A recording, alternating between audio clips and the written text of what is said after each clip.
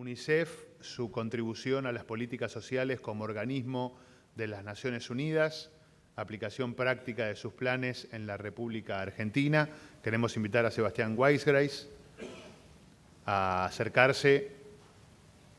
Sebastián es representante de UNICEF Argentina, especialista en inclusión social y monitoreo, economista con especialización en desarrollo económico de la Facultad de Ciencias Económicas de la Universidad de Buenos Aires, diploma de estudios avanzados en economía y doctor en economía por la Universidad Pública de Navarra. Desde 2008 se desempeña como especialista en inclusión social y monitoreo de UNICEF Argentina. Con anterioridad ha desempeñado actividades laborales y de asesoramiento para el Ministerio de Trabajo, Empleo y Seguridad Social y el Ministerio de Economía de Argentina. Ha realizado actividades de docencia e investigación en la Universidad de Barcelona, la Universidad Pública de Navarra, la Universidad de Buenos Aires, Flaxo, IDES y UADE. Es en el campo de la economía laboral y de la educación, evaluación e inversión social, donde ha realizado investigaciones y publicado artículos para revistas nacionales e internacionales. Bienvenido, Sebastián Weisgreis.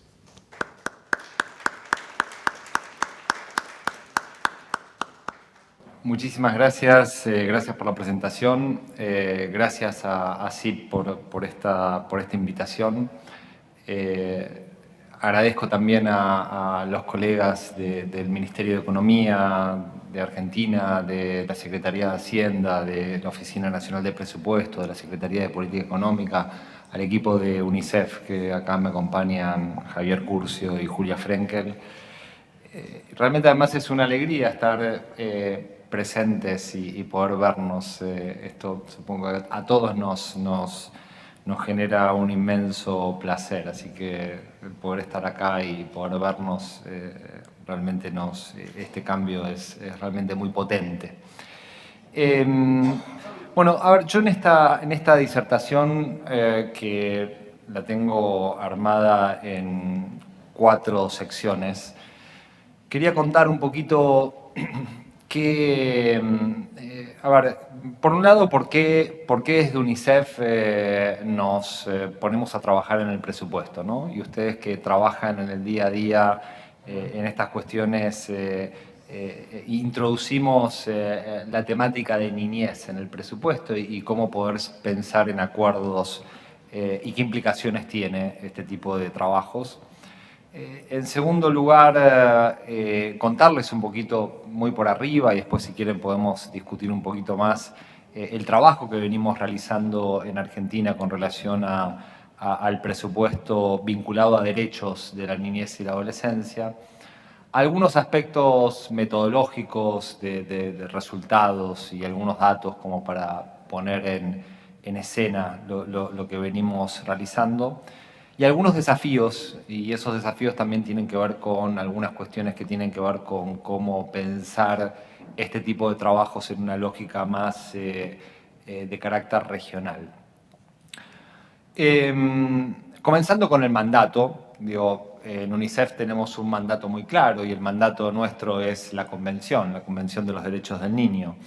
Y en particular el artículo 4 de la Convención, que en realidad insta a todos los estados partes, a los estados firmantes de la Convención, a que en todo lo que tiene que ver con los derechos económicos, sociales y culturales dispongan de las medidas que impliquen la posibilidad de invertir hasta el máximo de los recursos que se dispongan, incluso apelando también a la cooperación internacional.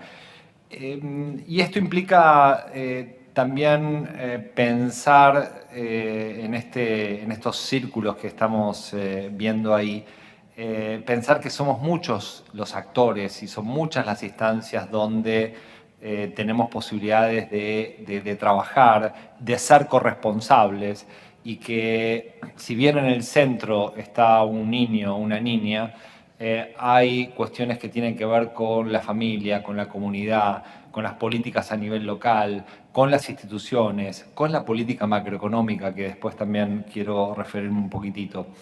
Entonces me parece que esto implica tener en mente una mirada un poco más integral, obviamente con un rol del Estado muy fuerte, pero centrado en la situación de la niñez y de la adolescencia.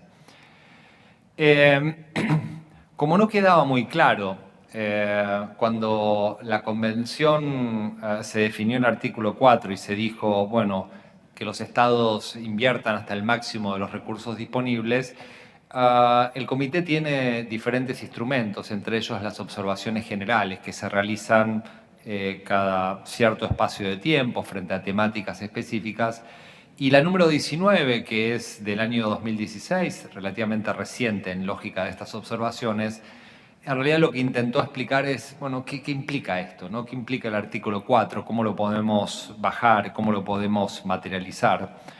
Y en particular quizás con una doble perspectiva. Por un lado, cómo utilizar, y creo que este es el gran debate, cómo utilizar los presupuestos para garantizar condiciones de vida de la niñez y la adolescencia, y esto tiene varias implicaciones al respecto, y al mismo tiempo cómo estos derechos de la niñez y la adolescencia pueden entrar dentro del proceso presupuestario. Y esto también va a ser parte de algunas cuestiones metodológicas y algunos resultados que voy a comentar ahora en un ratito. Con dos tipos de principios. Los principios generales de la Convención, que son bastante elocuentes y casi diría de sentido común en términos de que estas decisiones tengan en cuenta o que apunten a la no discriminación, a que frente a cualquier debate pueda primar el interés superior de un niño o el interés superior de una niña, a que pensemos en esquemas participativos, y que tengamos en cuenta que el fin último es el derecho a la vida y el derecho al desarrollo y a la supervivencia, que casi es como el núcleo de nuestro trabajo en UNICEF en todos los países. Pero también teniendo en cuenta principios que ustedes en el día a día conocen muy bien, que tienen que ver con criterios más de carácter presupuestarios, vinculados a la eficiencia, vinculados a la calidad, vinculados a la transparencia, de cómo pensar esquemas que sean sostenibles en el tiempo. A ver, acá pongo un ejemplo, que en realidad podemos pensar muchísimos otros ejemplos donde el presupuesto, digamos, casi, si se quiere, en un marco lógico, en una teoría del cambio, uno puede pensar en esta idea de realización progresiva de derechos, es decir, no estamos pensando cuestiones que van a suceder de un día al otro, sino que son procesos que llevan su tiempo, y donde el presupuesto es una herramienta central. Acá estoy poniendo un ejemplo vinculado a programas de inversión social, tanto en educación, en salud, en nutrición, en agua. Pensar en algunos outputs que se puedan generar a través de eso, en términos de cómo, pensando en una lógica de, si se quiere, de múltiples determinantes de la pobreza multidimensional, que tienen que ver con el acceso al agua, al saneamiento, a la nutrición, a una salud adecuada, al acceso a la educación, a la posibilidad de servicios de cuidado, y que esto de alguna forma contribuya a mejorar las condiciones de vida, generando mayores niveles de equidad. Después vamos a ver de qué forma el presupuesto tiene un motor de cambio y una potencia realmente muy significativa para poder lograr algunos de estos objetivos o algunos de estos efectos más de corto, de mediano y de largo plazo, ¿no? Y también reforzando la idea de cómo a través del presupuesto se pueden también reforzar los sistemas de protección social, vinculados a los derechos de la niñez, y dentro de los sistemas de protección social pensando los sistemas vinculados a la protección de ingresos. En este esquema que estamos viendo, donde hay, digamos, diferentes círculos, quizás el que está más por afuera, que nos habla de la administración y nos habla de aspectos más generales, pero sí después entramos a cuestiones programáticas y que sí están vinculadas al presupuesto, donde de repente pueden aparecer ya sea transferencias sociales, seguros, el vínculo con el trabajo, ¿sí?, en los diferentes tipos de servicio. Y cómo finalmente, además, todo esto se puede generar una base empírica, una base de evidencia, una base que pueda informar la toma de decisiones, que no es sencillo. No es sencillo, digamos, tener la mirada etaria dentro del presupuesto, pero entendemos que este es un punto de partida o al menos un esquema, pero que también nos sirva para que estos esquemas de protección social tengan una mirada, si se quiere, más de carácter contracíclico, ¿no? Digamos, acabamos de pasar por una crisis compleja donde los sistemas de protección social fueron altamente, sistemas de protección social en un sentido amplio, fueron tensionados y los diferentes países tuvieron un esfuerzo notable para dar cuenta de revertir los efectos socioeconómicos, socioemocionales, negativos vinculados a la pandemia, con lo cual también tener presente la necesidad de seguir pensando en los esquemas presupuestarios las políticas de protección social y de protección de ingresos en particular. ¿Qué venimos haciendo en UNICEF en Argentina en temas de presupuesto antes de entrar a algunos aspectos que creo que les va a resultar de mayor interés o más vinculados al día a día del trabajo de ustedes? A ver, uno parte, y ahora entro a Argentina. Discúlpenme, pero no me queda otra que poner el contexto argentino. Acá tenemos dos series de pobreza. Pobreza monetaria, pobreza medida por ingresos. Ahora voy a mostrar otra medición. Y en Argentina tenemos una dificultad muy asociada, si se quiere, a los diferentes ciclos económicos que venimos pasando en los últimos 40 años como mínimo. Alguien me podría decir que todavía es más tiempo, más, quizás digo 40 años, que es lo que me permite la serie. Y fíjense que en la línea de abajo tenemos la pobreza general y en la línea de arriba la pobreza vinculada a la pobreza de niños y de niñas y de adolescentes. Tres elementos para tener en cuenta. Fíjense que hay tres picos muy claros. Uno es la crisis de finales de los 80, hiperinflación, la pobreza en la niñez superó el 60%. La crisis posterior al 2001-2002, donde superamos el 70%. Y finalmente, después de 2017-2018, donde la pobreza vuelve a aumentar y el punto máximo es el momento de la pandemia, donde se acerca nuevamente al 60%. Pero la conclusión que uno saca de esto es que en los últimos 40 años no pudimos perforar un piso de 30% en la niñez y en la adolescencia. Y este es uno de los determinantes centrales y que le dan todavía más fuerza a cómo pensar, no como herramienta única, pero sí cómo pensar el presupuesto en clave de derechos de la niñez y la adolescencia. Hay diferentes otras formas de poder analizar y quizás son mejores noticias en términos de privaciones no monetarias, privaciones multidimensionales, si se quiere, más en lógica Coneval, más en una lógica multidimensional. Pero fíjense que también, aún con, digamos, esto en realidad lo que está mostrando con una serie más corta en el tiempo, de 2004 a 2021, donde la pobreza no monetaria se mantiene en una tendencia descendente, con fuertes inversiones en materia de acceso a bienes y servicios públicos y fundamentalmente mecanismos de protección social. Pero acá la pregunta que queda pendiente es si esta reducción es la esperada, ¿sí?, frente a niveles de inversión más que significativos, con lo cual esto también nos lleva a otros debates. La pregunta es si esta serie no debería ser todavía un poco más inclinada, es una pendiente todavía más pronunciada en este descenso.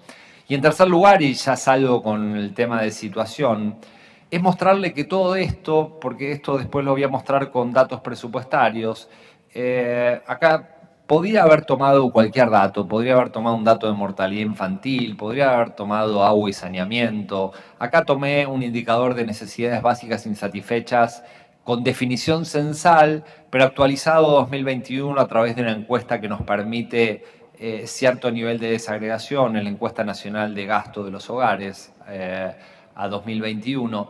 Y fíjense lo que, y esto también nos va a llevar a alguna discusión y que quizás los países que tengan características federales se pueden ver un poquito más, digamos, tocados por esto, de fuertes inequidades geográficas, fuertes inequidades territoriales.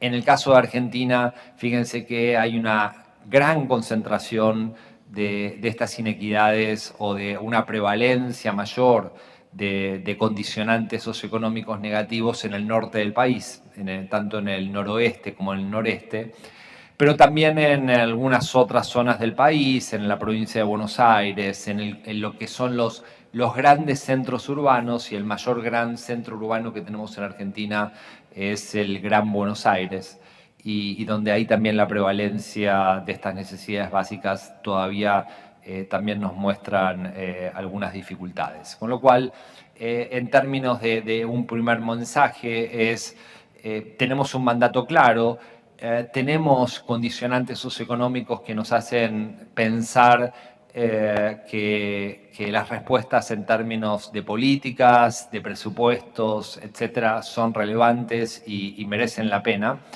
pero que bueno, son déficits que tenemos que seguir trabajando. Con lo cual, el trabajo que nosotros venimos realizando en UNICEF Argentina tiene diferentes objetivos en términos de, efectivamente, contribuir a reducir la pobreza, asegurar en esta lógica de las diferentes manifestaciones de las privaciones, de asegurar un desarrollo integral de la primera infancia, de trabajar en la adolescencia, de trabajar en los entornos de violencia, que en la región siguen siendo factores que tienen una prevalencia más que significativa. Pero marco en particular el tema de la reducción de la pobreza y de las desigualdades territoriales, porque este es si se quiere, el foco o la nave o la iniciativa, si se quiere, flagship en términos de poder lograr mayores y mejores resultados, ¿no? Entro a algunos aspectos metodológicos y que me parece que acá, que creo que también los aportes que tengan ustedes y algunos desafíos que voy a plantear en esto me parece que pueden llegar a tener mucho interés.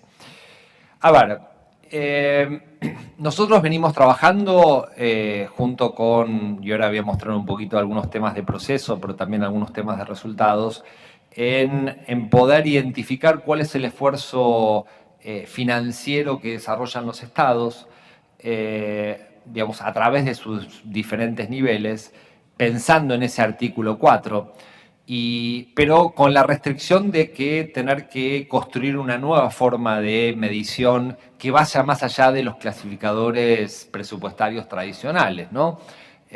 Y que implique, por ejemplo, la necesidad de generar procesos de etiquetados transversales con características etarias. Si uno introduce la clasificación etaria en el presupuesto, uno puede tomar la masa del gasto público, de la inversión pública total y social, y poder separarla tanto en lo que se invierte en primera infancia, en la niñez, en la adolescencia, en la juventud, en los adultos o en los adultos mayores.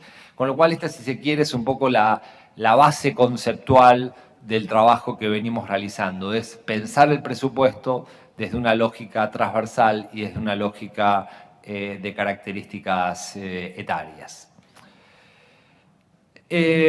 Algunos aspectos metodológicos y que después, si quieren, podemos profundizar un poquito más. Nosotros estamos mirando, y lo que voy a presentar ahora es esta inversión dirigida a la niñez. Estamos hablando de este ciclo etario de 0 a 17, podríamos hablar de cualquier otro ciclo etario.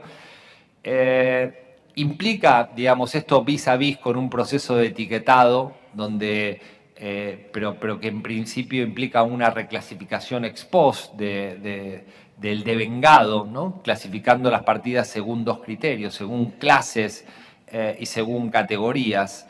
Esto nos permite tener mucha información, que ahora se las voy a presentar, diferentes tipos de indicadores. No sé si se llega a ver, pero bueno, después tienen la presentación y les voy a pasar como varios documentos. Las clases de esta inversión social dirigida a la niñez, en realidad lo que nos está marcando es la especificidad de ese gasto, ¿sí? Ese gasto específico que está 100% dirigido a la niñez y a la adolescencia, educación básica, para dar un ejemplo. Tenemos un gasto indirecto que tiene que ver con aquellos programas, recursos, etcétera, que van a un grupo más amplio, que van a la familia, pero que tiene un impacto sobre la niñez y la adolescencia. Un gasto ampliado que va a un grupo poblacional todavía más amplio, pero que de alguna forma también tiene implicaciones y tiene efectos, impactos sobre la niñez y la adolescencia, y acciones obviamente dirigidas a toda la población. En esta reclasificación ex post, digamos, acá también hay un trabajo de ponderación y hay un trabajo bastante refinado que viene realizando y que venimos realizando con el Ministerio de Economía y con la Oficina Nacional de Presupuesto, para poder determinar cada una de estas. Algunas son clases muy deductivas y otras que implican algún que otro debate en esta reclasificación. Y las categorías, en un lenguaje más presupuestario, estarían más vinculadas a una clasificación por finalidad, ¿sí? Por finalidad y función, ¿no? Entonces, pero que también nos permite un muy buen ordenamiento con mayores niveles de desagregación, que van desde ayuda directa hasta, digamos, hay todo un detalle de cada una de estas categorías que van formando y que son parte de la metodología. Con lo cual acá, digo, insisto, muy por arriba, les quería presentar algunos aspectos, digamos, de la cocina detrás de este proceso de clasificación y de reclasificación del presupuesto. Una restricción que va a estar presente todo el tiempo tiene que ver con el federalismo, que lo había mencionado al inicio, y cómo es en países federales, en el caso de Argentina, cómo se distribuyen estas potestades vinculadas a los tres niveles de gobierno. Es decir, tenemos una administración nacional, tenemos 23 provincias, más la ciudad autónoma de Buenos Aires. Tenemos 2.200 municipios que tienen un nivel de heterogeneidad muy importante, más de 1.100 municipios, pero también más de 400, casi 500 comunas, juntas de gobiernos, comisiones municipales, y así uno va bajando en unidades más pequeñas. Y acá hay digamos, una mixtura de situaciones y de competencias que las intentamos clasificar en este gráfico que está a la derecha, este gasto funcional por niveles de gobierno. Digo, muy a modo de resumen, fíjense que en las dos primeras columnas está la participación, digamos, educación y salud, que es este gasto, si se quiere, más específico, más dirigido, más directo a la niñez y la adolescencia, donde las competencias están transferidas a las provincias. Acá hay un debate que también nos puede llevar otro tipo de discusiones y, digamos, en términos de las competencias versus los recursos disponibles que tienen cada una de estas jurisdicciones. Un segundo grupo que está en el segundo grupo de columnas, donde aparece, si se quiere, todo el componente de seguridad social, protección de ingresos, donde aparece la nación con muchísima fuerza. Fíjense que casi 3/4 partes de esa inversión, de ese gasto, está incluido en la nación. Aparece también los servicios de la deuda, servicios económicos, etcétera, donde tiene mucho más peso el nivel nacional. Y finalmente algo que está tomando mucho ímpetu y de hecho desde UNICEF estamos trabajando muchísimo en términos de qué pueden hacer los municipios. Estamos hablando de 2.200 municipios donde viven los chicos y las chicas y donde los municipios están trabajando ya mucho más sobre aquellas típicas características vinculadas a los servicios urbanos a nivel municipal, ¿no? También con una necesidad de poder ampliar estos recursos que van dirigidos a nivel municipal. Hay recursos, digamos, hay un gasto que está, digamos, que también depende de las propias provincias y de los esquemas de coparticipación y también a nivel nacional. Con esto lo que quiero decir es que el entramado del federalismo en Argentina le da, si se quiere, tiene muchos aspectos positivos, pero también algunas restricciones en términos de necesidad de diálogos, necesidad de información, necesidad de intercambios, de discusiones políticas dentro de los procesos presupuestarios, que es algo que hay que tenerlo en cuenta como un marco de trabajo y de análisis. Algunos temas que simplemente para contar la historia de este trabajo, que ya tiene casi 20 años, incluso me precede y seguramente digamos, va a seguir más allá de quienes estamos hoy trabajando, me antecede, perdón, y seguramente me va a preceder. Comenzó en 2003, y quizás en respuesta a la fuerte crisis del 2001 y el 2002 de poder contar con información que nos brinde una pauta de cuánto se está invirtiendo, cuánto es el consolidado de la inversión o del gasto que se dirige a la niñez y la adolescencia. Le dimos un foco especial a la primera infancia, pero la idea era mirar el grupo etario de 0 a 17, comprendiendo la administración nacional, comprendiendo a las provincias y teniendo por primera vez un primer atisbo de información del consolidado.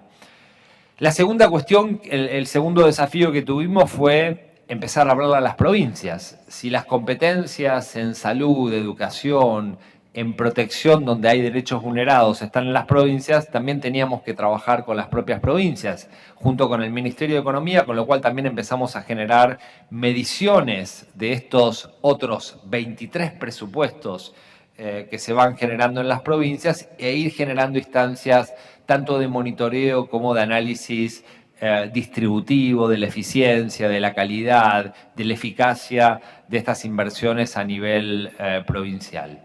En cada uno de estos documentos, en cada uno de estos análisis hay si se quiere, mucho material, mucho documento para poder analizar y para poder discutir. Y quizás el aspecto, si se quiere, digamos, más virtuoso en términos de resultados, de contenido, de institucionalización, comienza en 2016. Acá agradecía en particular a la Oficina Nacional de Presupuesto, a la Secretaría de Hacienda y también a la Secretaría de Política Económica, porque lo que fuimos logrando es atravesar todo el ciclo presupuestario desde una mirada etaria. Entonces, logrando una gran institucionalización de este proceso, teniendo una mirada transversal del presupuesto, donde aparece la niñez, pero también aparece discapacidad, aparece género, aparecen 4 áreas relevantes. Entonces, desde el propio proceso de formulación del presupuesto, pasando por la cuenta de inversión, pasando por informes trimestrales, pasando por algo que para nosotros fue un hito, que es llegar al mensaje del proyecto, del mensaje del proyecto de ley de presupuesto, donde está el capítulo transversal vinculado a la niñez y la adolescencia. Trabajar ya sobre ese etiquetado. De hecho, la gran novedad es que para este presupuesto 2023 tenemos un etiquetado de todos los aspectos vinculados a la niñez y la adolescencia, pero con un énfasis bastante relevante en un programa que tiene bastante relevancia, que se llama el programa de los 1000 días, donde el proceso de etiquetado es ya completo y bastante profundo. Pero en síntesis, es la mirada de la niñez en todo el ciclo de formulación presupuestaria. Y esto nos permite tener informes trimestrales de seguimiento de la propia ejecución del presupuesto a nivel trimestral. Digamos, estamos hablando de 3 meses, cada 3 meses tenemos estos reportes. Donde podemos ver desvíos, podemos plantear recomendaciones, podemos discutir sobre lo que está sucediendo. Uno de estos reportes, de hecho, o varios de estos reportes tuvieron también la medición del esfuerzo COVID que venía realizando el Estado Nacional para dar respuesta a los efectos negativos de la pandemia. Estas políticas transversales insertas en el mensaje de presupuesto, un micrositio que está disponible en la página web de presupuesto abierto, con lo cual también con muchísima transparencia y con los datasets donde se puede consultar y trabajar sobre esta información, y con otros actores que, digamos, se van sumando a este proceso de generación de evidencia con lo cual hay una especie de fertilización cruzada muy relevante. Aparece la Oficina de Presupuesto del Congreso, aparece la Defensoría Nacional de Niños, Niñas y Adolescentes, aparecen organizaciones de la sociedad civil, todos trabajando en términos de el monitoreo y las recomendaciones vinculadas a este tipo de análisis presupuestarios. Todo esto, digamos, hoy nos permite tener un núcleo de información muy potente que de hecho casi diría que estamos ya en una etapa de segunda o tercera generación porque nos permite generar estudios de equidad distributiva, de suficiencia del gasto, de transparencia, de calidad. De hecho, en el día de mañana estamos presentando un costeo de una ley vinculada al cuidado de niños, niñas y adolescentes, donde se está discutiendo en el Congreso y UNICEF está presentando la necesidad de financiamiento para dar cuenta de los objetivos de una ley de cuidado que Argentina necesita. Es una de las falencias, cómo dar respuesta a los servicios desde una mirada integral vinculado a los 0 a 3 años o 0 a 4 años.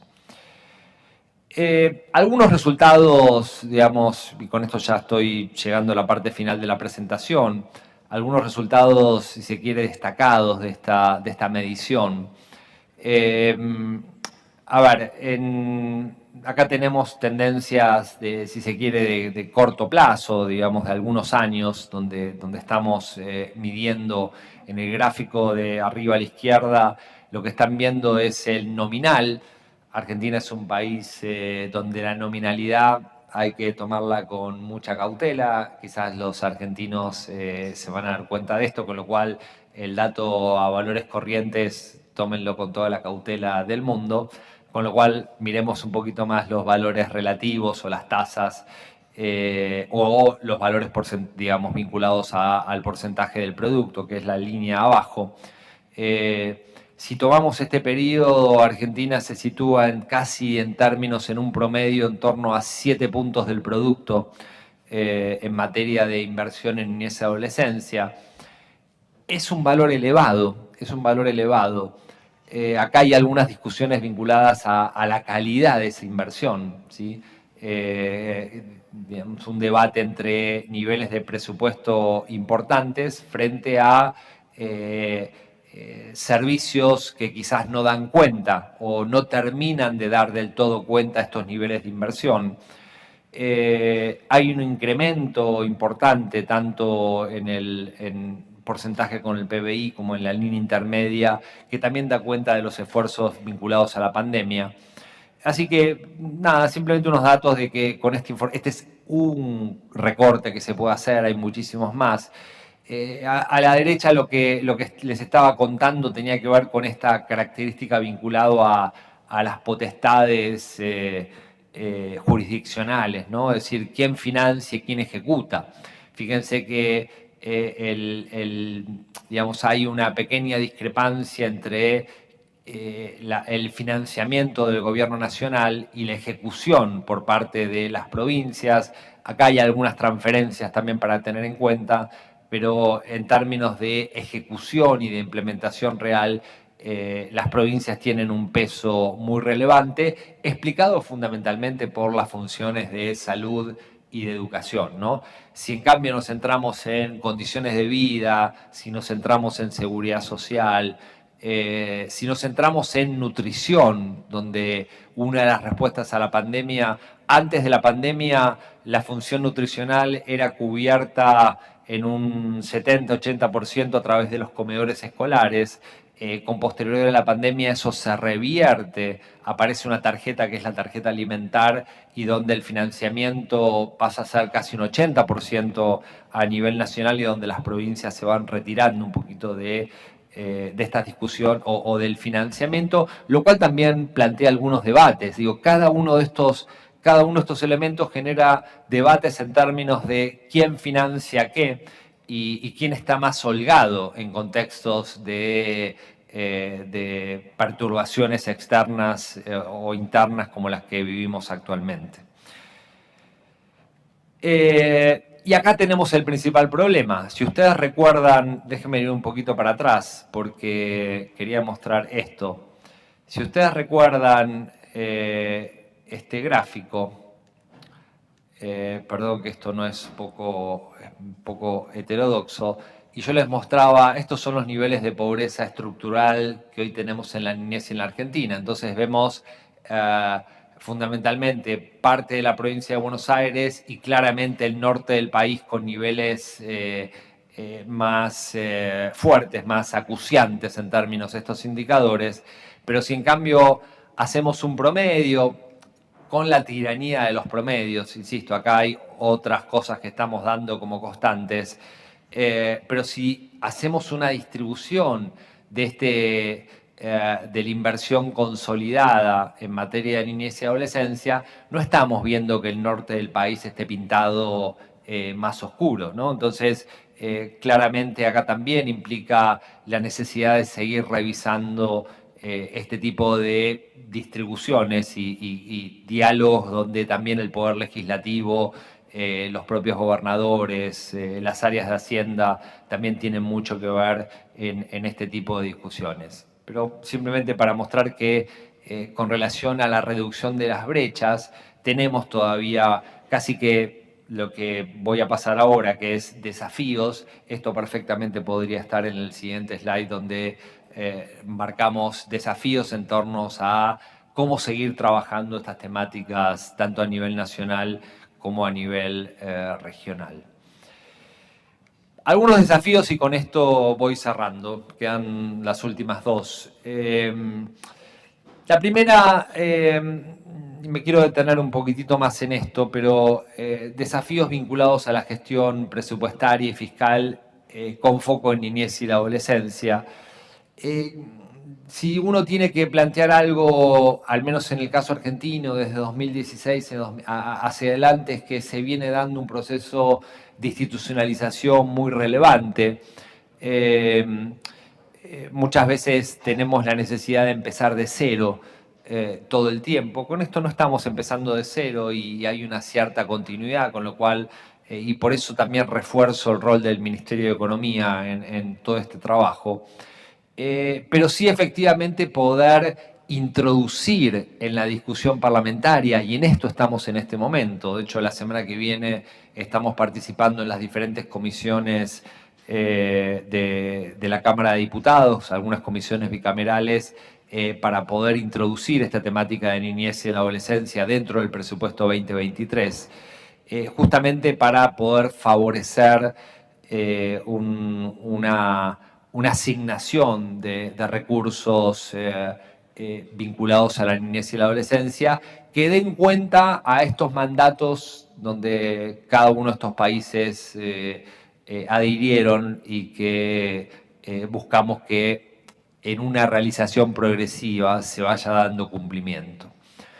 El segundo desafío, y con esto también le hablo a los países con características federales, es bueno, cómo seguir articulando y cómo seguir generando instancias de intercambio y de diálogos entre las diferentes jurisdicciones y diferentes niveles de gobierno, con el tema, por un lado, de contar con datos oportunos, ¿no? Es decir, no todas las provincias cuentan con datos oportunos, las cuentas de inversión cierran en diferentes periodos, tenemos retrasos con la información. Hay todo un trabajo que la Administración Nacional tiene mucho para poder favorecer a cada una de las jurisdicciones provinciales, pero que en el fondo lo virtuoso de esto es que nos puede permitir poder adecuar políticas, poder adecuar programas, poder adecuar iniciativas que puedan tener un financiamiento adecuado ante situaciones que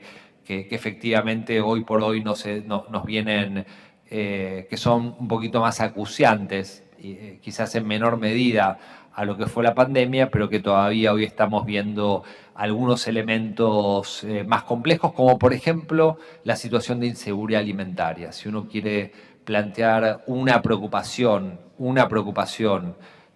hoy por hoy en Argentina, tiene que ver con los niveles de inseguridad alimentaria que siguen siendo todavía pero muy complejos. Esto también asociado al contexto fundamentalmente macro. En tercer lugar, y con esto es la última, prometo, creo que ha habido un avance pero muy importante, y en esto realmente es un agradecimiento a todos aquellos que vienen impulsando esto de mayor transparencia, de contar con estos elementos de presupuesto abierto, de que esta información esté accesible para monitorearla, para que cualquier persona, para que la sociedad en su conjunto pueda generar demandas.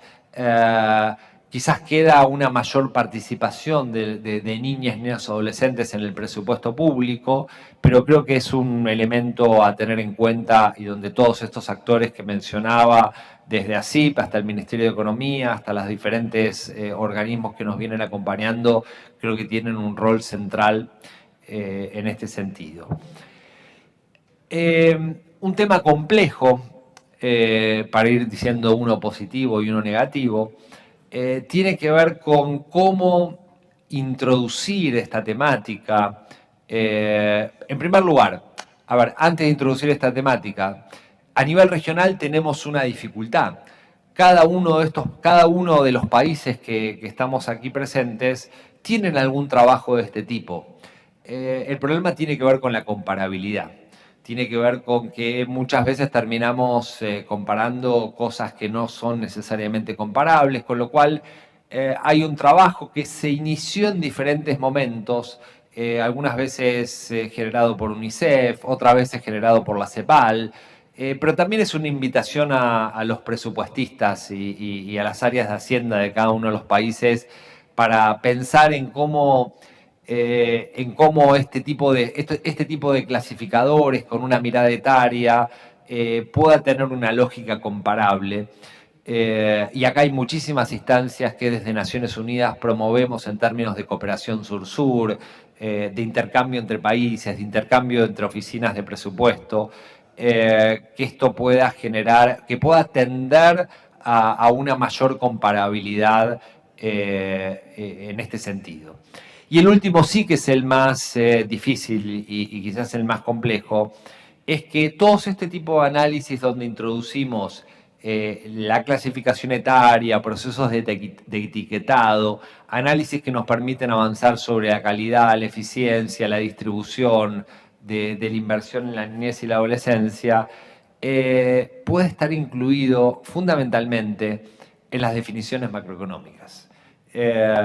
Y definiciones macroeconómicas incluyendo aspectos fiscales, aspectos presupuestarios, en las negociaciones con los organismos multilaterales de crédito, en aquellos espacios donde está la necesidad de que en cada uno de nuestros países, cuando uno analiza los datos vinculados a la pobreza multidimensional, vinculada a la niñez y la adolescencia, está necesariamente y casi como regla por encima de la pobreza de la población en general. Con lo cual, creo que todavía tenemos un esfuerzo para trabajar conjuntamente en posicionar estas discusiones desde cada uno de estos lugares, en estas definiciones macroeconómicas y quizás más a nivel supranacional, y desde ese lugar, desde UNICEF, y en esto también me animo a hablar desde las diferentes oficinas de país, desde la oficina regional, pero también desde otros organismos de Naciones Unidas, estamos a disposición para poder colaborar, pero claramente la condición necesaria es que las áreas de Hacienda estén involucradas en estos procesos. Muchas gracias.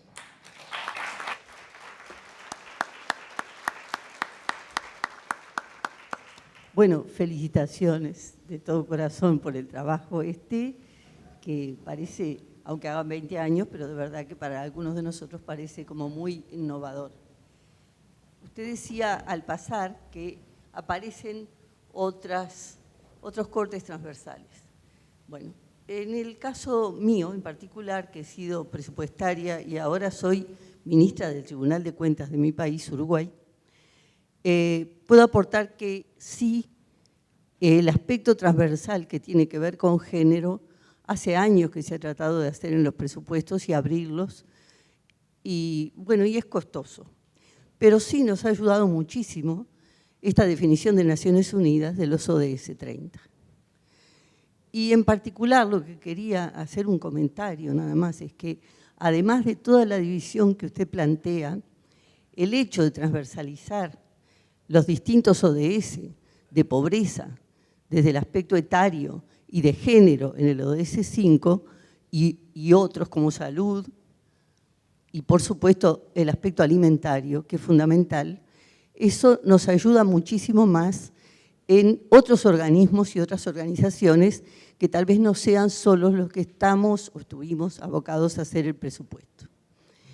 En este sentido, lo que yo quiero aportar es que desde toda América Latina estamos trabajando a nivel de las entidades, haciendo lo que llamamos ahora auditorías de gestión colectivas, que hemos transversalizado ya género, pobreza, no sí etario, cosa que me parece fundamental y que pienso aportar en la próxima discusión que tengamos, que me parece básico, pero creo que si todos los organismos vamos ayudando y además los multilaterales, como usted dice, sobre todo en Naciones Unidas, en particular UNICEF, pero también los demás, van incidiendo cada vez con más fuerza en el cumplimiento de esos compromisos que todos nuestros países hemos tomado de cumplir el ODS 30 y que lo llevamos muy débil y muy lento, más allá del tema pandemia, pero de cualquier manera es lento, podemos seguir aportando en este sentido. Así que era un solo comentario y una gran felicitación